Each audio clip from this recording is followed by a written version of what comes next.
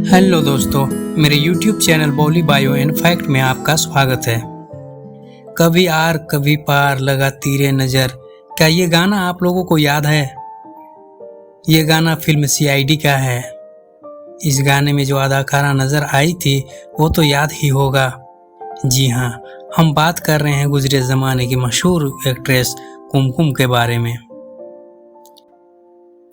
एक नवाब के घर में पैदा हुई खूबसूरत शहजादी जो कभी महलों में राज करती थी। वो कैसे घर से बेघर होकर दूसरे के यहाँ आसरा ली, लेकिन हिम्मत नहीं हारी। फिर किस तरह फिल्मों में आई और अचानक से फिल्मों से दूर होकर विदेश चली गई। कुमकुम की जिंदगी के कुछ तथ्यों को हम आपके साथ साझा करेंगे। वीडियो के अंत तक बने रहें। साथ ही इस चैनल को सब्सक्राइब कर लें ताकि ऐसी ही रोचक जानकारियाँ आपको मिलती रहें। कुमकुम जी का जन्म 22 अप्रैल 1934 को बिहार के हुसैनाबाद, जो आज शेखपुरा है, में हुआ था। कुमकुम का असली नाम ज़ैबुन्निसा था। इनके पिता सैयद मंजूर हसन हुसैनाबाद के जमींदार और नवाब थे। कुमकुम को बचपन से ही कोई कमी न थी। बेतहाशा दौलत और पिता का इलाके में बड़ा रुतबा था, लेकिन किस्मत हमेशा एक सा नहीं होता। 1947 में जब देश आज़ाद हो गया तो जमींदारी प्रथा खत्म हो गई, अतः सारी प्रॉपर्टी हाथ से निकल गई। प्रॉपर्टी के चले जाने से उनके पिता हुसैनाबाद को छोड़कर कोलकाता चले गए। कोलकाता आने के बाद कुमकुम के पिता मंजूर हसन अली ने दूसरी शादी कर ली। कुछ दिन साथ रहने के बाद उनके पिता अपनी दूसरी पत्नी को लेकर पाकिस्तान चले गए और फिर कभी वापस नहीं आए। अब कुमकुम की मां खुर्शीद बानो अपने बच्चों को लेकर बनारस आ गई और यहीं पर अपने एक रिश्तेदार के घर रहने लगी। कुमकुम को बचपन से ही नृत्य का बहुत शौक था और फिल्मों में काम करने की सोच रखती थी। बनारस में कुमकुम की मां की जान पहचान मशहूर शास्त्रीय नृत्य के गुरु पंडित शंभू महाराज से हो गई थी। ऐसे में उन्होंने कुमकुम को पंडित शंभू महाराज के यहाँ नृत्य सीखने के लिए भेजने लगी।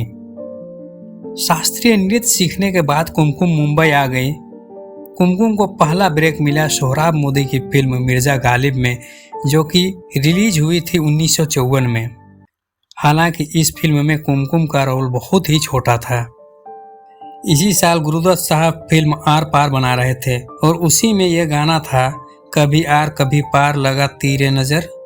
इस गाने को पहले गुरुदत्त साहब अभिनेता जगदीप पर फिल्माना चाहते थे, पर बाद में उनका इरादा चेंज हो गया और उन्होंने फैसला किया कि ये गाना किसी फीमेल एक्टर पर फिल्माया जाए।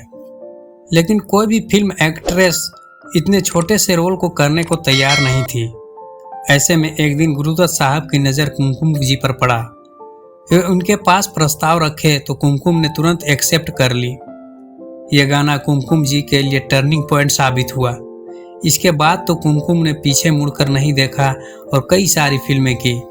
खुद गुरुदत्त साहब ने अपने आगामी फिल्म प्यासा में उन्हें मौका दिया।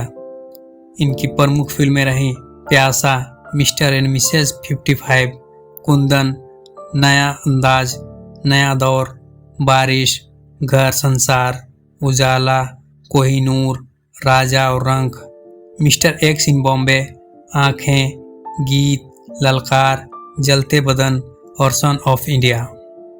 1963 में कुमकुम ने पहली भोजपुरी फिल्म गंगा मैया तो है पियरी चढ़ेबो में काम किया। कुमकुम की निजी जिंदगी की बात करें तो 1975 में उन्होंने बिजनेसमैन सज्जाद अकबर खान से शादी कर ली। शादी के कुछ ही दिनों बाद वे फिल्मों से दूर हो गई। वे अपने पति के साथ सऊदी अरब चली गई। उनकी एक बेटी भी है, अदलीब अकबर खान। वे फिल्मों को अलविदा कहकर पूरी तरह अपने परिवार को समर्पित हो गई।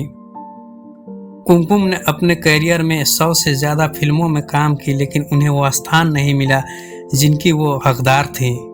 अपने ज़माने के हर बड़े एक्टर और प्रोड्यूसर के साथ काम करने वाली कुमकुम विदेश जाने से पहले आखिरी बार फिल्म एक कंवारा एक कंवारी में नजर आई थी। सऊदी अरब में 20 साल गुजारने के बाद 1995 में कुमकुम भारत वापस लौट आई और यहीं पर अपने पति और बेटी के साथ रहती थी। कुछ समय तक तो सब ठीक रहा, पर धीरे धीरे उम्र का असर और बीमारी ने उन्हें कमजोर कर दिया। 28 जुलाई 2020 को कुमकुम जी का 86 साल की उम्र में निधन हो गया। वे लंबे समय से बीमार थे। कुमकुम जी आज हमारे बीच नहीं हैं, पर उनके निभाए किरदार की वजह से सिने प्रेमियों के दिलों में हमेशा रहेंगी। आज के वीडियो में इतना ही।